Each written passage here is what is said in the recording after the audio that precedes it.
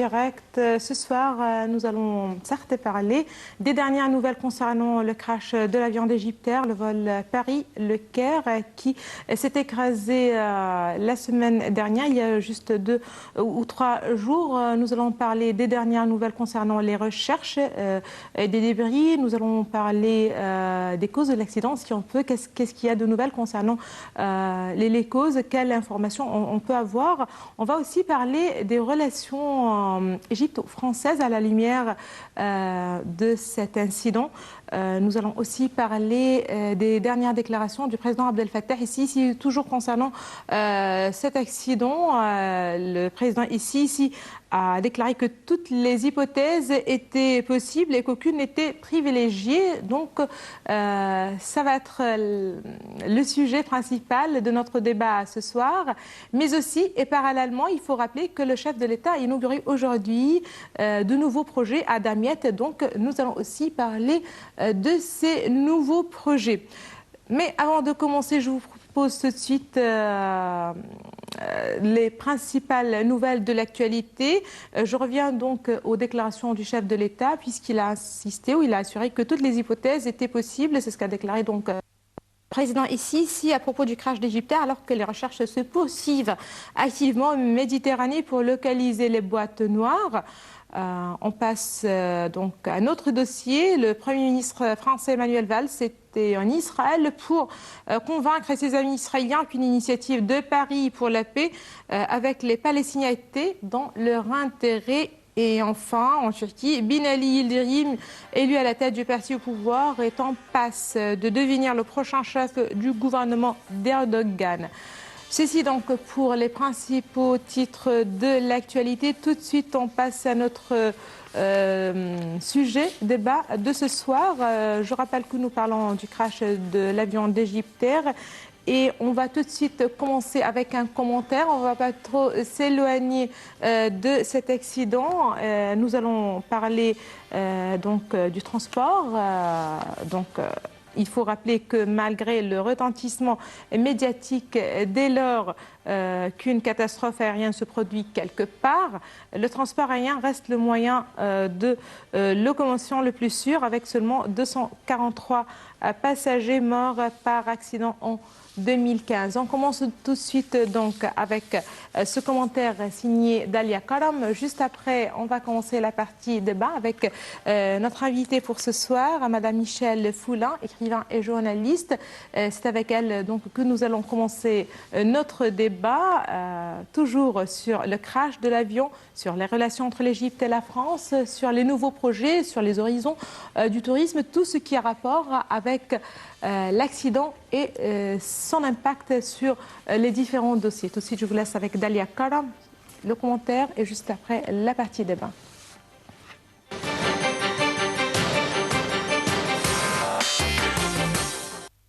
Alors que plus de 3 milliards de personnes sont montées dans un avion de ligne en 2015, le nombre de passagers morts par accident a lui été de 243 pour 5 accidents. L'année dernière a donc été une des plus sûres de l'histoire du transport aérien moderne, selon des statistiques de la Direction générale de l'aviation civile, la DGAC. Les 5 accidents sont ceux de Trans-Asie Airways à Taïwan le 4 février qui a fait 43 morts dont 39 passagers. De Germanwings le 24 mars en France, faisant 150 morts, dont 144 passagers. De Trigana Air Service le 16 août en Indonésie, qui a fait 54 morts, dont 49 passagers. D'Aviastar Mandiri le 2 octobre, qui a fait 10 morts, dont 7 passagers en Indonésie. Et la collision le 5 septembre entre un Boeing de Ciba International et un avion de Sénégal Air qui s'est écrasé en mer, faisant 7 morts, dont 4 passagers. La catastrophe de la Germanwings dans les Alpes du Sud le 24 mars 2015 a été l'accident d'avion au bilan le plus lourd en 2015, avec 150 personnes tuées par le copilote Andreas Lubitz. Ces chiffres ne prennent en compte ni la destruction de l'A320 de la compagnie russe Metrojet, qui a fait 224 morts, dont 217 passagers, qui a été revendiqué comme un attentat et n'a donc pas été classé comme accident, ni la mort des mécaniciens au sol aspirés par un réacteur à l'aéroport de Bombay en Inde. Selon la DGAC, les accidents de 2015 ont mis en évidence l'importance des facteurs humains dans les activités aériennes, notamment dans le cas atypique de l'accident du vol Germanwings, provoquée volontairement par le copilote en proie à des problèmes psychiques.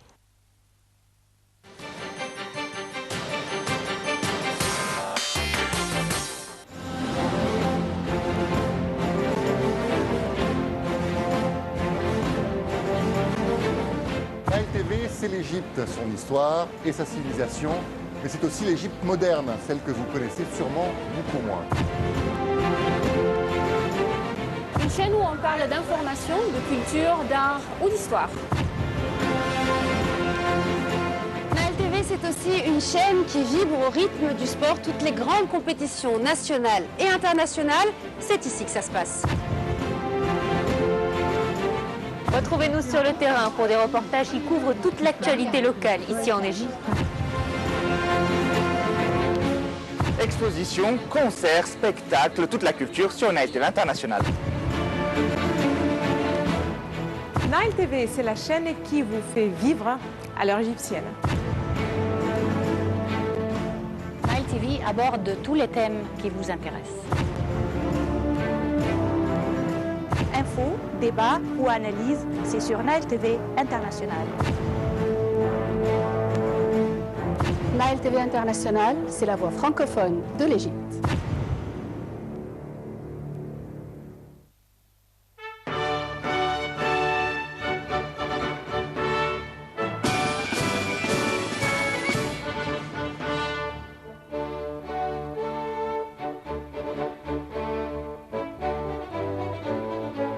Le nouveau canal de Suez.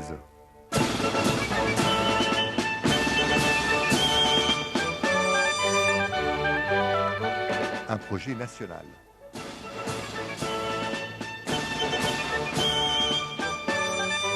Entièrement financé et réalisé par des Égyptiens.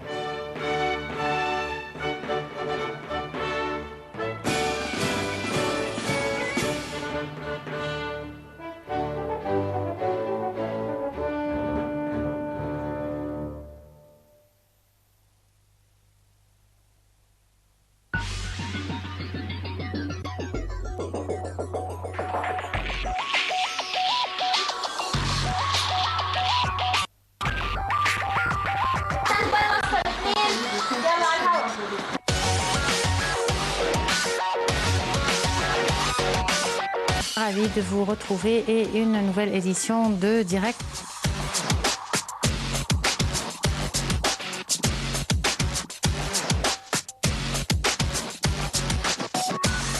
La situation économique en Égypte, où on est exactement. De la situation en Irak où la violence atteint des sommets. Nous allons également parler de la Syrie avec la participation ou la non-participation de l'opposition à la conférence Genève 2.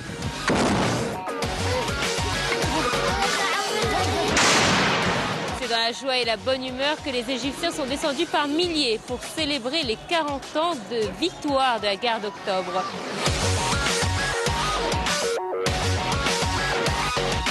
La rédaction de la nouvelle constitution va s'inspirer des anciennes constitutions, mais avec les revendications de janvier 2011 et de 30 juin 2013. Direct aux horaires suivants sur Nile TV International.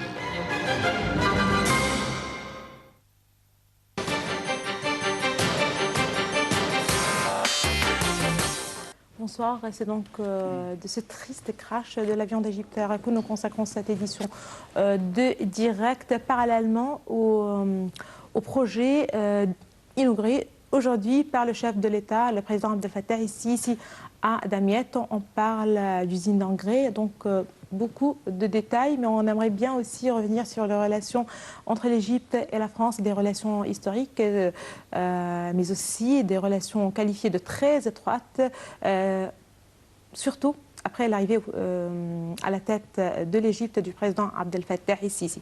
Donc c'est de ces dossiers que nous consacrons cette édition de Direct. Nous avons donc le plaisir pour parler de ces dossiers d'avoir avec nous ce soir Madame Michèle Foulin. Bonsoir Madame Michèle Foulin, vous êtes écrivain et journaliste, vous êtes la bienvenue. Et Docteur Ismaïl Hamed, bonsoir Docteur Ismaïl Hamed, vous êtes professeur d'histoire et chercheur à l'Institut africain à l'Université du Caire.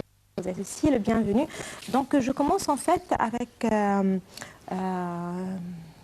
le président Abdel Fattah el-Sisi qui a inauguré ce matin de nouveaux projets dans le gouvernorat de Damiette, dans l'usine pour engrais Moko. Donc le projet de l'usine de Moko vise à développer le secteur, il faut le rappeler, de l'agriculture, ainsi qu'à élargir le domaine de l'industrie, surtout en développant l'industrie des produits pétrochimiques. Mais là aussi, puisque dans son allocution, le président el-Sisi a adressé ses condoléances aux victimes de l'avion égyptien, il a précisé qu'un sous-marin du ministère du Pétrole sera chargé de chercher les boîtes noires de l'avion. Je commence avec vous, Madame Michel Foulin. Comment les médias en France ont reçu cette nouvelle? Écoutez, pour ce que j'en sais, parce que pour l'instant je suis en Égypte, donc je vois plus facilement le côté égyptien que le côté français, mais malgré tout j'ai des échos qui me parviennent. Je voudrais tout d'abord adresser mes plus vives condoléances aux familles des victimes. J'ai beaucoup de mes amis qui ont perdu des proches dans cet accident, donc je me sens particulièrement touchée. Très bien. Je reviens en fait, on présente nos condoléances justement avec vous, mais je reviens sur les médias en France, sur les échos. C'est vrai que vous avez bien précisé que ça fait 3 semaines que vous êtes ici en Égypte, mais j'imagine que vous êtes aussi en contact avec les médias français. Tout à fait. Tout à fait. Je pense qu'il se passe comme ça s'est passé pour l'accident de l'avion russe. On voudrait qu'on connaisse les conclusions de l'enquête avant même qu'elle soit commencée. Donc ça me paraît difficile. Je crois qu'il faut attendre d'avoir récupéré les boîtes noires en espérant qu'elles sont exploitables avant d'émettre des hypothèses, parce que pour l'instant, ces hypothèses ne sont que des spéculations. On ne sait pas ce qui s'est passé. Il faut attendre, je crois. Très bien. Vous, Dr Smaïl Hamed, le chef de l'État a précisé ce matin que toutes les hypothèses étaient possibles et qu'il ne faut vraiment pas épargner ou privilégier une de ces hypothèses. Ici en Égypte, on insiste en fait sur ce point dès le premier jour et qu'il faut attendre, qu'il ne faut pas aller plus loin avant de justement savoir les détails précis, et ce sera justement après peut-être la découverte des 2 boîtes noires ou l'une d'eux, et attendre donc les enquêtes. Comment voyez-vous ces déclarations? Aussi, au début, je dois présenter aussi mes condoléances très, très fortes pour les familles de toutes les victimes. Vraiment, c'est un accident très, très difficile pour nous, pour aussi les amis en France. Tout ça, c'est une affaire très difficile. On n'aime pas beaucoup d'entendre les événements et même les nouvelles comme ça, mais alors ça passe dans la vie. Vraiment, pour moi, je regarde l'affaire avec aussi qu'on doit être très patient par rapport aux décisions qu'on peut prendre, parce que c'est toujours, on accélère d'avoir beaucoup de déclarations, beaucoup de nouvelles. Les médias chez nous, c'est pire vraiment par rapport au traitement avec chez nous, bien sûr. Oui, il y a beaucoup de critiques chez nous. Il y a beaucoup d'exagérations, il y a beaucoup de nouvelles qu'on jette comme ça, comme de ballons. Il faut être sage, vraiment. Les médias chez nous, ils aiment beaucoup d'attirer l'attention pour les gens, pour les citoyens, pour avoir beaucoup d'achats. C'est comme ça. Soit les médias télévisuels, même bien sûr pour les journaux et tout ça. Il n'y a pas de signe de sagesse vraiment. Ça ne me semble pas bien ce que je regarde. C'était très bien quand j'ai entendu de Mme Michel, vraiment par rapport aux médias en France, qu'on doit attendre.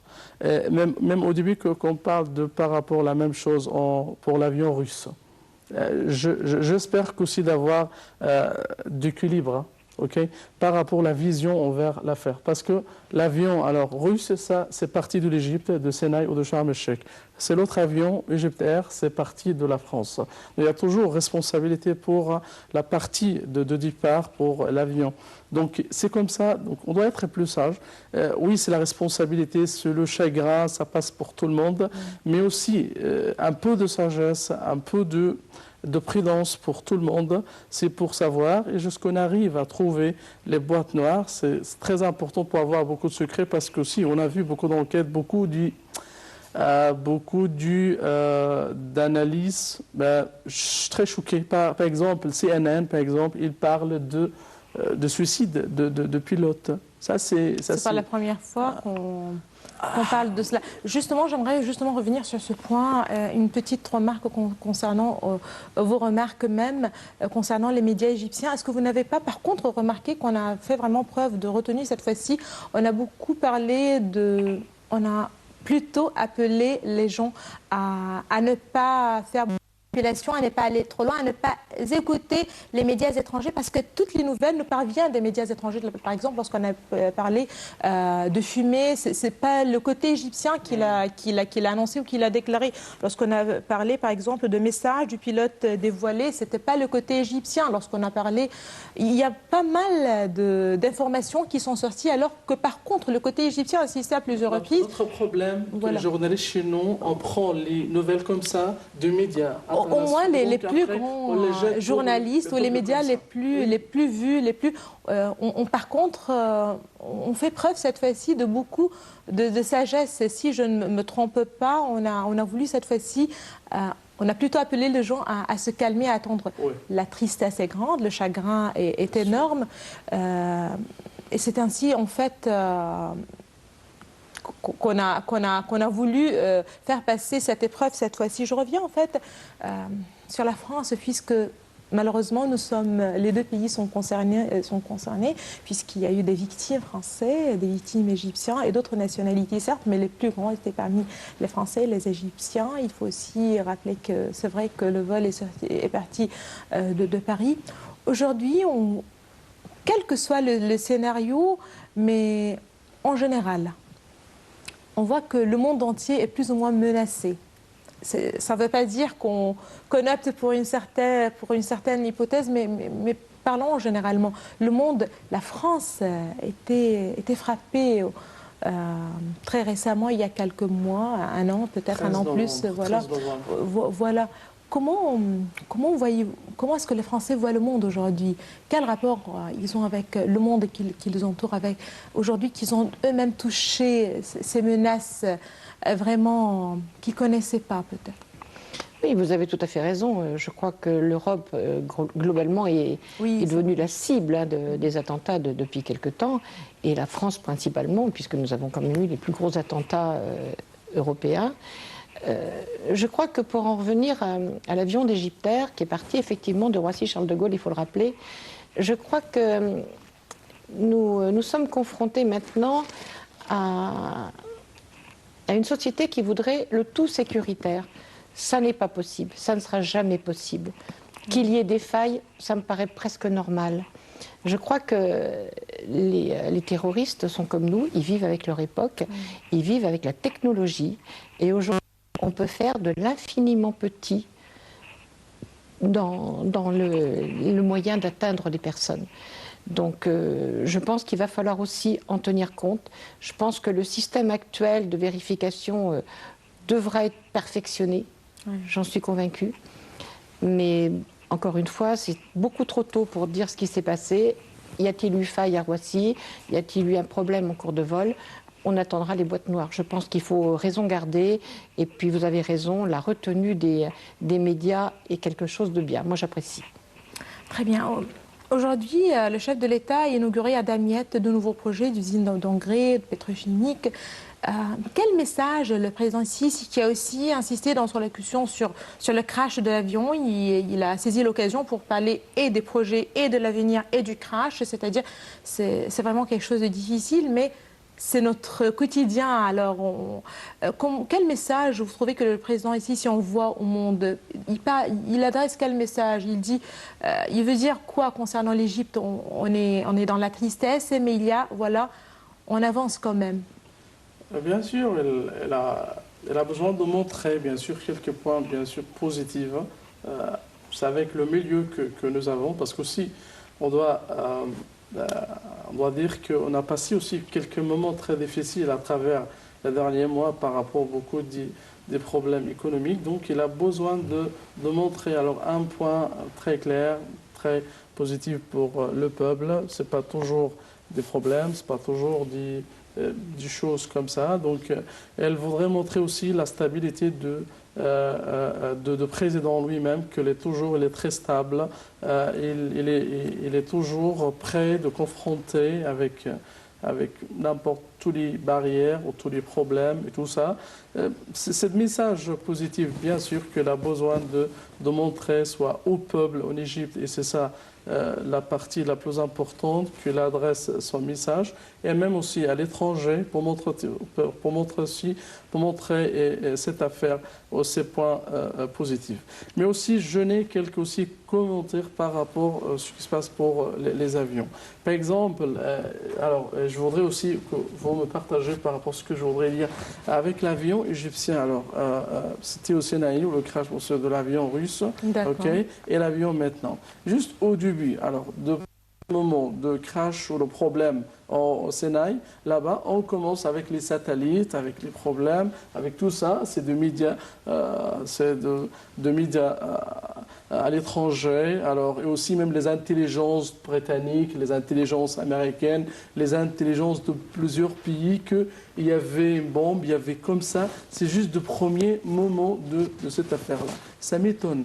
Et pourquoi pas, il n'y a pas de même technologie, il n'y a pas aussi pas de même message de satellite, pas beaucoup de choses comme ça que vous pouvez nous donner avec aussi l'avion égyptien qui était crashé là-bas dans la... Peut-être vous avez donné la réponse dans d'autres questions même. Il s'agit des médias, ce n'est pas le côté officiel qui fait ces déclarations, ce sont les médias et le travail peut-être de certains médias, c'est de faire de tels échos. Est-ce que vous êtes d'accord, Madame? Tout à fait. Tout à fait. Axé sur le sensationnalisme à tout prix, et je crois que c'est un petit peu une des dérives des médias à l'heure actuelle, quel que soit le pays concerné. Vous voulez qu'on... Bien sûr, alors, parce qu'on doit comparer les deux situations, bien sûr, il n'y a pas de justice par rapport comme ça, parce que si on comprend l'affaire, c'est le premier avion qui était parti de l'Égypte, donc alors on doit critiquer fortement l'Égypte, donc on doit montrer des messages très négatifs pour l'Égypte, pour montrer qu'il n'y a pas de stabilité dans l'Égypte, alors les investissements, le tourisme et les choses comme ça. En France, alors c'est très sage pour aussi les médias. Et comme j'ai critiqué les médias en Égypte, je dois aussi critiquer aussi les médias à l'étranger, aussi par rapport au traitement avec ce sujet-là. Parce que aussi, et même les intelligences et les pays aussi, parce que aussi au moment de ça, alors on a entendu que la Bretagne a appelé les touristes britanniques, anglais, alors de partir de l'Égypte. Non, on n'a pas entendu. Comme ça. Non, on n'a pas entendu ni officiel. Non, pour le premier avion. D'accord. Non, le premier avion. Il y a eu, oui, il y a eu certains... Je parle par rapport au traitement entre les deux, par rapport à l'étranger. Parce que pour le premier avion russe, donc alors, la Bretagne alors a appelé aussi les touristes ou les citoyens britanniques de partir de l'Égypte, de Sharm el-Sheikh ou de n'importe quel site en Égypte. Les Russes après, et ça commence aussi de voir plusieurs pays après. Peut-être se sont arrêtés. Ça me choque aussi pour la vision. Je n'aime pas beaucoup d'être pessimistique de cette façon, mais j'aime beaucoup d'avoir un équilibre pour justement, on aimerait aussi passer à un point concernant la compagnie aérienne. Donc ici en Égypte, sur les réseaux sociaux, des campagnes se sont justement lancées pour insister sur le fait que oui, on est pour la compagnie aérienne nationale égyptienne, que même s'il s'agit de menaces, quelles que soient les causes, il ne faut pas justement tourner le dos à la compagnie, si on peut dire, à la compagnie aérienne. Si vous me permettez, j'aimerais bien savoir votre avis, votre commentaire sur ce point. Comment, puisque vous êtes parmi nous depuis des semaines, vous revenez en Égypte tous les ans, donc comment voyez-vous de telles campagnes, de tels appels, mais juste après un commentaire. Je vous propose donc de suivre avec nous un commentaire, et vous, chers téléspectateurs, donc que sait-on de la compagnie aérienne impliquée dans la disparition du vol MS-804 au large de l'île grecque de Karpathos? Égyptaire est-elle considérée comme fiable? Donc c'était peut-être une question que se posent certains ou certaines. Le commentaire tout de suite d'Alia Karam va nous jeter de la lumière sur ce point.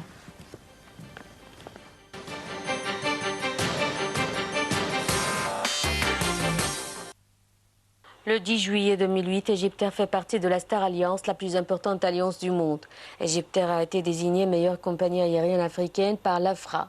La compagnie a déclaré un revenu total record de 1,143 milliards de dollars américains pour l'année financière prenant fin le 31 juillet 2007. Et selon la société, en 2006-2007, Egyptair a transporté plus de 6,5 millions de passagers.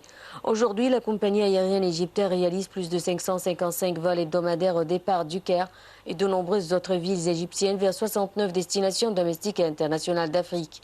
Egyptair dessert également plusieurs villes d'Asie, d'Europe, d'Amérique du Nord et d'Amérique du Sud.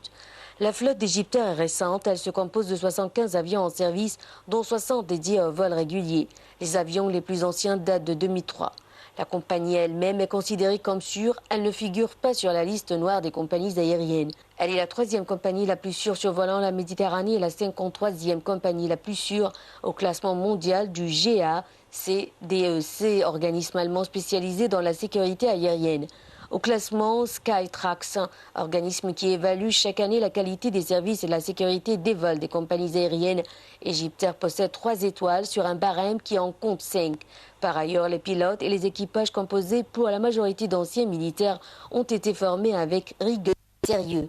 Un événement est néanmoins survenu en mars 2016. Un pirate de l'air qui prétendait être équipé d'une ceinture explosive était parvenu à détourner un vol en direction de l'île de Chypre. La ceinture d'explosifs s'était révélée factice. Les passagers et les membres de l'équipage avaient pu être évacués sains et saufs. Le dernier crash important dans l'histoire de la compagnie date de mai 2002, lorsqu'un Boeing 737, le Caire Tunis, s'était écrasé à cause du mauvais temps. 14 des 64 passagers étaient décédés.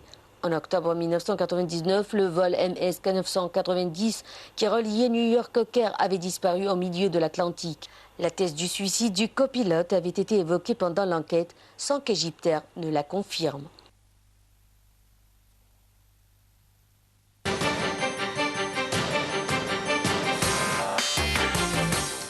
Voilà, donc on a vraiment suivi ce moment commentaire ensemble et je retourne sur ma question. Comment avez-vous trouvé les appels que les réseaux sociaux ont lancés, que les gens ont lancés sur les réseaux sociaux concernant justement cette fiabilité, cette confiance dans notre compagnie aérienne?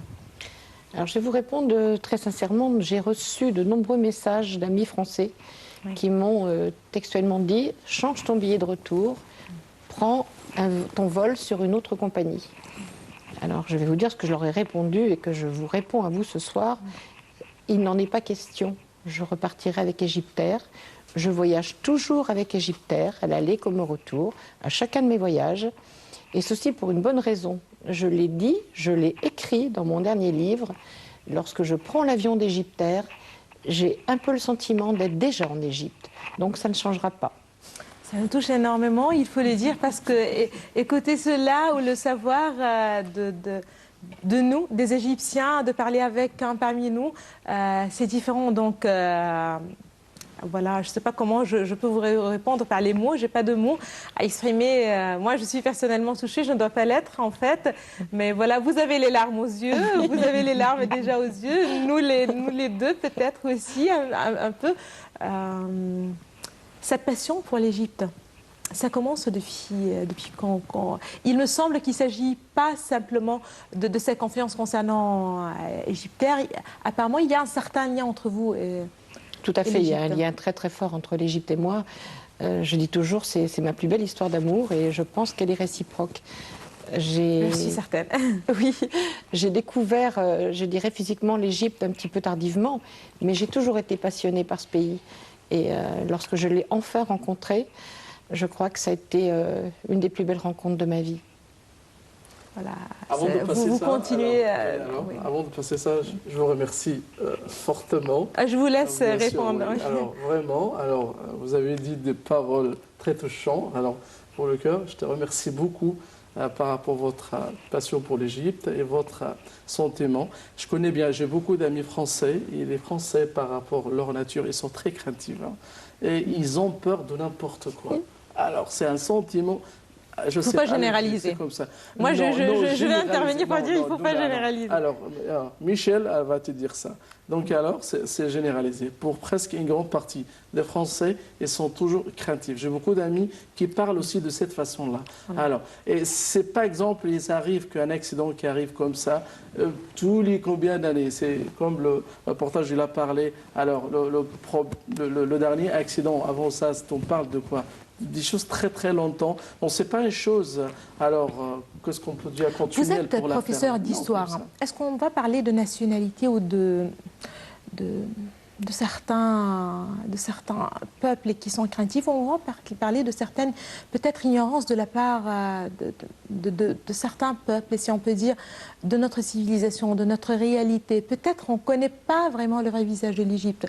C'est un certain souci par ignorance. Si on rentre en contact avec un monde qu'on ne connaît pas, on va plus le craindre. Est-ce que vous êtes d'accord? Je veux revenir à l'histoire, en fait. Est-ce que vous pouvez éclaircir un petit peu ce point? Par rapport à un sentiment humain, alors je suis d'accord avec l'affaire, oui, qu'il y a certains problèmes comme ça, je dois être comme ça. Mais la parole, ce que j'ai déjà dit par rapport aux Français qui sont craintifs, ce n'est pas ma parole, c'est la parole de mes amis français, ceux qui parlent comme ça. Alors par exemple, il y a les médias là-bas, les médias très forts, qui contrôlent les gens, et quand les médias veulent tourner un point de vue pour le peuple, pour montrer un point soit négatif, soit positif, oui, ils sont capables de faire ça. Donc, ce n'est pas ma parole. Justement, c'est parce qu'ils n'ont pas assez d'informations, c'est ce que je veux dire. Oui, alors c'est ça, par rapport aux médias et la vision des médias et leur, bien sûr, attitude, ça peut tourner le peuple comme ça. Et c'est presque aussi la même chose pour les Américains. Par rapport aux médias et bien sûr les dirigeants des médias, ceux qui sont responsables de tout ça, et par rapport à leur point de vue politique, leur vision politique, c'est beaucoup mélangé l'affaire comme ça. Mais à l'origine, bien sûr, l'Égypte et la France, on a des relations bilatérales très très anciennes, très très proches. Je veux pas, par exemple, depuis 1798, on parle de l'expédition de Napoléon Bonaparte, qu'il ne reste que 3 ans. Mais si on ne parle pas un point, c'était une occupation pour l'Égypte, un vouloir d'occupation, mais je vous parle par rapport aux résultats de cette expédition-là. Le grand résultat, alors Napoléon, il a apporté avec lui à peu près 40 scientifiques qui ont bien étudié l'Égypte, qui nous donnaient un livre très très important, c'est la description de l'Égypte, avec plus de 40 volumes qui décrivent tout ce qui est en Égypte par rapport à la géographie, l'histoire, à la biologie, à la géologie, n'importe quoi. Et c'est un volume, c'est un livre très très important pour nous. Et aussi, ils ont trouvé la pierre de Rosette. Et juste quelques vingtaines d'années après, c'est Champollion en 1822, il a déchiffré l'écriture égyptienne. Il nous a donné une création de nouvelles sciences. C'est typiquement égyptien qui s'appelle égyptologie. C'était grâce à Champollion. Si on parle aussi en 1901, c'est l'inauguration de musée égyptien. C'était grâce à un Français, Auguste Mariette, c'est le fondateur de musée, et aussi le le premier directeur de musée. Et après lui, c'est un autre directeur français qui s'appelle Maspero. Et pour ça aussi, Mariette, il a recommandé d'être enterré dans le jardin de musée. Si vous étiez le musée, juste à gauche, à l'entrée, vous pouvez trouver la tombe de Mariette. Et c'est bizarre de trouver une tombe d'un Français ou un étranger dans le jardin de musée égyptien. Ça vous montre beaucoup de détails très proches entre l'Égypte et la France, et aussi la passion qu'on parle des Français par rapport à l'égyptologie, l'histoire égyptienne. Aujourd'hui aussi, les relations sont tellement étroites. Je parle de nos jours, puisque le président français était le seul chef d'État à être aux côtés du président Sisi à l'inauguration du nouveau canal de Suez. Des relations très étroites, des contrats d'armement très importants très dernièrement. Aujourd'hui, lorsqu'on parle d'un autre secteur qui sera peut-être affecté par cet accident, comme vient de le mentionner peut-être docteur Ismail, le tourisme. Est-ce que vous pensez que le tourisme en Égypte, les touristes français surtout, que cet accident va vraiment affecter leur arrivée en Égypte, leur vol pour l'Égypte? Comment voyez-vous l'image? Je pense que pour les inconditionnels que nous sommes, ça ne changera rien. On reviendra toujours en Égypte. Il y a des gens qui viennent tout le temps en Égypte 2 fois par an. Ceux-là continueront de venir. on va peut-être avoir un petit peu plus de mal à faire venir de nouveaux touristes. Ceux qui venaient il y a par exemple quelques années, puis qui ont arrêté de venir. Je pense que là, tout va dépendre de l'attitude des médias lorsque l'enquête sera dévoilée. Tout va dépendre de ça. Mais je peux vous dire que moi, en tant qu'écrivain et en tant que communicante de presse, je continuerai de dire haut et fort qu'il faut venir en Égypte. Si vous me permettez, je vais rester avec le tourisme. Je reviens sur le même détail que vous avez mentionné il y a quelques petites minutes concernant la fréquentation des sites touristiques qui a baissé de 45% au premier trimestre 2016. Et on rappelle là le crash de l'avion dans le Sinaï. Je vous laisse donc avec ce commentaire signé Dalia Karam et on continue juste après.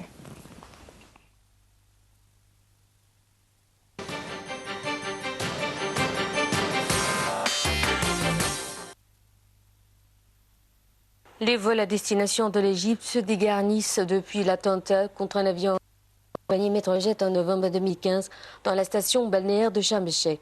Avec ce nouveau crash aérien, le tourisme dans toute l'Égypte sera complètement affecté en 2016, ont pronostiqué des experts en tourisme. D'après l'agence égyptienne CapMass, la fréquentation touristique en Égypte a baissé d'environ 45% au premier trimestre 2016 par rapport au premier trimestre 2015. Elle était déjà faible ces dernières années, 9 millions de visiteurs annuels contre 14 millions en 2010. Les Russes étaient les premiers clients des stations balnéaires de la mer Rouge, Sharm el-Sheikh, Hurghada ou plus au sud de Safaga et Marsa Alam. Les séjours, tout compris, le principal fournisseur de tourisme pour l'Égypte. Juste avant le crash du MS, 804 Égyptiens venaient d'ailleurs d'annoncer d'importantes réductions sur le prix des billets pour relancer le tourisme. Guides touristiques, chauffeurs hôteliers, employés d'agences de voyage, beaucoup cherchent à se reconvertir. Sur le littoral de la mer Rouge, beaucoup d'hôtels ont fermé. Les travailleurs étrangers sont repartis, les employés égyptiens qui n'étaient pas du coin sont rentrés chez eux selon les analystes. Le taux d'occupation APEC, généralement très élevé, ne dépassait pas cette année les 20%. Le président de la Fédération égyptienne des chambres de tourisme donne des chiffres similaires sur la zone. Les autorités égyptiennes prennent le sujet du tourisme, pilier économique du pays, très au sérieux. En 2015, ce secteur générait 11,3% du PIB et employait 12% de la population active. Pour contrebalancer la désaffection des touristes russes, l'Égypte se dirige vers les touristes chinois. Eux ne sont pas inquiets. Ils sont toujours plus nombreux cette année que l'année dernière, quelques dizaines de milliers, mais c'est toujours peu pour sauver le tourisme égyptien.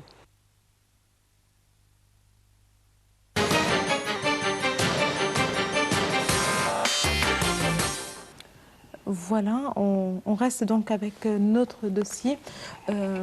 Aujourd'hui, avec l'inauguration de nouveaux projets, lorsqu'on parle de nouveaux projets, il faut rappeler que la France est bien impliquée, c'est-à-dire lorsqu'on parle de l'infrastructure, les nouveaux projets économiques, on parle du métro du Caire, la France est présente en Égypte.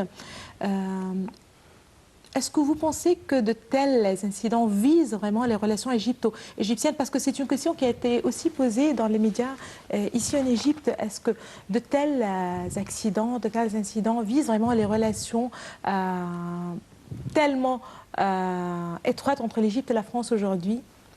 Non, je ne pense pas. Je ne pense pas que cet accident va changer quelque chose dans les relations harmonieuses que nos deux pays vivent. Et c'est tant mieux, je m'en réjouis. Tant qu'au tourisme, je suis bien sûr un petit peu inquiète, mais pas plus que ça. Normalement, ça prend du temps, quelques mois après un certain incident. Oui. Et les choses reviennent à la normale. C'est ce que j'ai dit. On l'a vu, Sharm el-Sheikh retrouve ses touristes, Hurghada, il y a des touristes qui reviennent. J'étais à Luxor la semaine dernière, ça n'est pas encore le retour total des touristes, mais ils reviennent petit à petit, il y en a qui reviennent. Donc moi je suis résolument optimiste, je suis quelqu'un de positif dans la vie, donc j'y crois et j'essaierai à mon petit niveau de stimuler les Français à venir en Égypte, parce qu'il faut venir. Voilà, c'est très encourageant, très gentil. Vous, docteur Ismail? Alors, je suis d'accord avec Michel, bien sûr, mais encore, il y a des amis français qui me parlent souvent, alors concernant l'affaire. Il y a toujours pour le Moyen-Orient, pour tous les Français, alors c'est une zone, bien sûr, c'est pas recommandé. Donc ça ne change pas beaucoup l'affaire, particulièrement par rapport aux Français. Et en même temps, ce n'est pas un grand problème pour l'Égypte. Alors, c'est un avion qui est parti de la France, qui a été crashé en Grèce. C'est quoi la relation pour l'Égypte? Ça m'étonne beaucoup, hein, si on parle par rapport à un point de vue négatif. Non, ce n'est pas un point de vue négatif pour l'Égypte.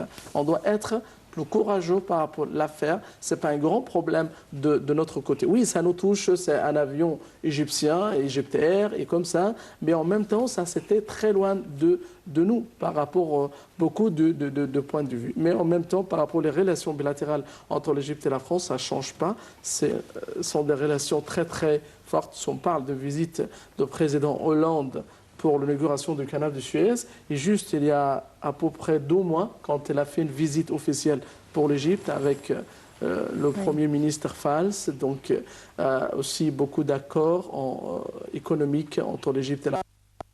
Beaucoup aussi de projets d'investissement sur tous les domaines et aussi dans la zone du canal de Suez avec beaucoup de projets. Vous avez parlé de métro de Caire depuis 1987. C'était avec une coopération très spéciale entre l'Égypte et la France et encore avec le réseau jusqu'à actuel, 3e réseau de lignes de métro. C'est encore par une entreprise, des entreprises françaises. Et aussi, je trouvais aussi beaucoup des Français et même des Belges qui travaillent dans la nouvelle ligne jusqu'à maintenant. Aucun problème par rapport aux relations. Aussi, il y a des amis, comme je parlais même avec Michel avant, il y a aussi une amie française qui habite à Hurghada. Elle habite là-bas, donc elle est française depuis 6 ans. Elle a un bureau touristique, donc elle fait beaucoup de communication, beaucoup de réclames pour l'Égypte, en France et pour les Français de venir. Elle leur donne toujours beaucoup de bons messages, très très positifs pour l'Égypte. Venez, je suis là, c'est aucun problème. Ne croyez pas toujours les médias chez vous. C'est comme ça. Donc le point, c'est beaucoup positif pour moi. Et alors, si vous parlez de ce qui est positif, là, il faut aussi insister sur le fait que le chef de l'État a lui-même appelé les gens à être aussi positifs. C'est-à-dire, il a dit que rien ne va nous arrêter. On va continuer sur la voie du développement. On est certain. Vous, qu'est-ce qui vous fait revenir en Égypte? On me pose souvent cette question-là en France. On me dit, mais pourquoi tu vas toujours en Égypte? Qu'est-ce qui t'attire en Égypte? Je dirais que c'est un tout. C'est un tout. C'est le pays, c'est la chaleur humaine des Égyptiens. C'est un tout. C'est un ensemble de choses qui fait que quand je prends l'avion d'Égyptair, eh ben, j'ai l'impression que j'arrive chez moi. Vous êtes ici en Égypte, en plein été, il fait très chaud par rapport à la France. C'est aussi, il fait ça, je ne suis pas d'accord avec elle. Hein. Alors, je vais vous dire quelque chose. Je viens d'une région... Je trouve que c'est très spécial aussi. Je viens d'une région où il ne fait pas très chaud. D'accord, je vois bien. Où il pleut beaucoup. Ça se voit bien. Donc, quand je suis là, j'aime beaucoup la chaleur et le soleil, j'en profite. Très bien.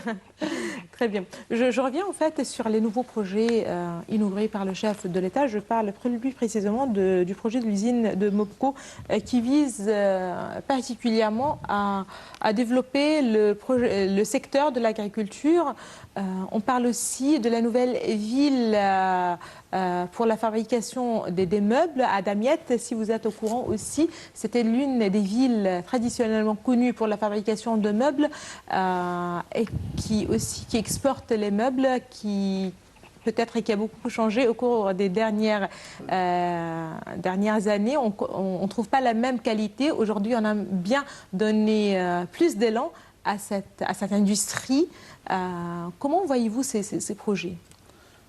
C'est comme déjà dit, alors on a besoin d'une chose comme ça. Le peuple a besoin, les citoyens doivent regarder toujours des points positifs de l'affaire. Et c'est ça la nature de Sisi toujours, qu'elle doit montrer toujours l'image comme ça. Elle montre le défi pour son côté-là. Mais même aussi par rapport de moi, il y a encore beaucoup d'autres choses par rapport au dossier économique. On a beaucoup de souffrance et j'appelle le président aussi de soigner l'affaire-là par rapport aux prix. Les prix, ça monte beaucoup. Bien sûr, vous êtes au courant de ça. On est tous touché de ça. Il y a beaucoup d'exagération par rapport aux prix de tout. Légumes, fruits, n'importe quoi. Ça, c'est beaucoup exagéré si on compare ça par rapport au niveau de salaire chez nous. Et bien sûr, ça, ce n'est pas comparable et ce n'est pas équilibré la façon de monter le prix. Et on a beaucoup besoin de surveillance de l'État officiel. Alors, c'est pour, bien sûr, arranger les prix. Mais il y a aussi la valeur de la devise. De la devise égyptienne qui a aussi contribué à cette hausse des prix. Donc je vous prie, on va peut-être revenir à ce point, mais on a un appel. Nous avons avec nous au bout de fil le docteur Fatma Achour, chef du département de l'ingénierie chimique à l'Université du Caire. Bonsoir docteur Fatma Achour. Bonsoir madame, comment allez-vous? Très bien, et vous? Ça va bien. Donc, je vais parler précisément de ce nouveau projet de l'usine de Mopco qui vise à développer le secteur de l'agriculture ainsi qu'à élargir le domaine de l'industrie, surtout en développant l'industrie des produits pétrochimiques, et ce pour donner enfin élan à l'économie égyptienne. Comment voyez-vous ce projet? Peut-être pour l'homme ordinaire, on ne connaît pas vraiment quelle est l'importance d'un tel projet. Est-ce que vous pouvez nous donner des détails concernant ce projet? Alors si je peux parler, parce que l'histoire de Mopco a commencé en 2006, alors c'est ancien. Mais vraiment, la construction de l'usine a commencé en 2008. Et on avait beaucoup d'espoir pour produire annuellement 1,3 million de tonnes d'engrais. Et ça, c'est pour produire des engrais ici en Égypte, c'est mieux. Comme ça, on peut économiser pour les devises étrangères. Alors, malheureusement, on a besoin, bien sûr, pour l'agriculture, des engrais azotés. Mais malheureusement, il y a eu des problèmes et je suis très contente qu'on reprend de nouveau l'élan pour continuer le projet. Parce qu'on l'a besoin. Et c'est très bien pour l'économie. Très bien. C'est vrai qu'on ne va pas avoir besoin de la devise étrangère. Ça, c'est d'un côté. Certains analystes parlent d'une hausse des prix des produits égyptiens. Est-ce que ça va être aussi le cas? Si c'est vrai, déjà, je ne suis pas au courant, je ne suis pas économiste, mais quelques analystes insistent sur ce point, que parfois le produit égyptien a une valeur plus haute par rapport à un prix, pas une valeur, peut-être un prix plus haut, plus élevé par rapport à un autre produit que nous exportons. Est-ce qu'une telle usine, de tels projets vont vraiment contribuer à avoir ces produits sur le marché égyptien avec des prix aussi raisonnables? Alors, si je peux parler, parce que je ne suis pas économiste, oui, mais produire, c'est vraiment chercher de l'argent. Très bien. Si on ne travaille pas et on ne produit pas, notre devise va baisser. Alors, tant que je vais produire, tant qu'il y aura des gens qui vont travailler, j'aurai du personnel qui va travailler. Alors, en ce moment-là, tout peut baisser. Très bien. Alors, il faut encourager la production égyptienne. Alors, quand je produis, j'aurai les engrais azotés. Au lieu de les importer, je peux en ce moment-là les employer ici au Caire, en Égypte, et en même temps exporter ce qui est en plus. Alors comme ça, notre devise va regagner sa force. Très bien. Vous êtes spécialiste, qui date de 2006, selon vous, qui a connu des problèmes. Est-ce que vous êtes optimiste donc, pour le lancement de ce projet, des résultats, des fruits de ces usines, de cette usine, de ce projet? Oui. Alors, parce que vous voyez, on a eu d'abord, si je vais parler, parce que vous voyez, moi bien sûr, je n'ai pas travaillé dans ce projet, mais ça a, subi des problèmes environnementaux. C'est ça le problème. Alors, ils ont eu peur qu'il y ait de la pollution, parce que vous voyez, ça c'est d'Amiens, ça c'est un port, et ça c'est une cité qui est une très grande cité ici en Égypte. Alors, le problème, c'est qu'ils ont eu ils ont eu peur des problèmes environnementaux. Alors, quand ils ont compris, et il y a eu la consultation, la consultation sociale, alors en ce moment-là, on a pu reprendre de nouveau le projet. Et il faut bien travailler, parce qu'on a besoin du travail pour améliorer notre économie. Très bien, certainement. Et ça, c'est le seul moyen. C'est le seul moyen, comme ça, tout va baisser, les légumes vont baisser, l'agriculture va rapporter un plus grand, revenu, et on va retourner de nouveau à la Grande Égypte. Très bien. Et pour les craintes, il faut justement insister sur un point, c'est si on respecte les mesures, donc il ne va pas y avoir de quoi craindre en fait. Je vous remercie infiniment, Dr Fatma Achour. Vous êtes chef du département de l'ingénierie chimique à l'université du Caire. Voilà. Très bien, merci beaucoup à vous. Je vous remercie infiniment. Merci. Donc je reviens peut-être un dernier mot de vous. Je commence avec vous et je termine avec Madame Michel Foulin. Alors, je suis bien sûr optimiste pour l'affaire. On va passer ces moments très, très difficiles. Comme souvent, c'est la vie comme ça. Il y a toujours des moments très difficiles. On va passer ça. Et toujours, on a besoin de bien travailler. Tout le monde, tous les Égyptiens, faut bien travailler. Le président, le gouvernement, bien sûr, on doit faire beaucoup de surveillance aussi par rapport à l'économie et tout ça pour soulager les pressions économiques sur le citoyen. Mais de toute façon, je suis très, très optimiste. Merci. Et vous, Madame Michel Foulin? Moi aussi, je vais pas dire le contraire. Je suis très optimiste pour l'Égypte. Je vois, moi, qui viens une fois par an, je vois déjà les progrès qui se mettent en place. Je vois déjà des choses. Alors peut-être que vous qui vivez ici, elles sont moins perceptibles. Moi, je les vois. Donc, je suis. Est-ce qu'il y a quelque chose de particulier qui a attiré votre attention? Je vois au niveau de la rénovation des quartiers.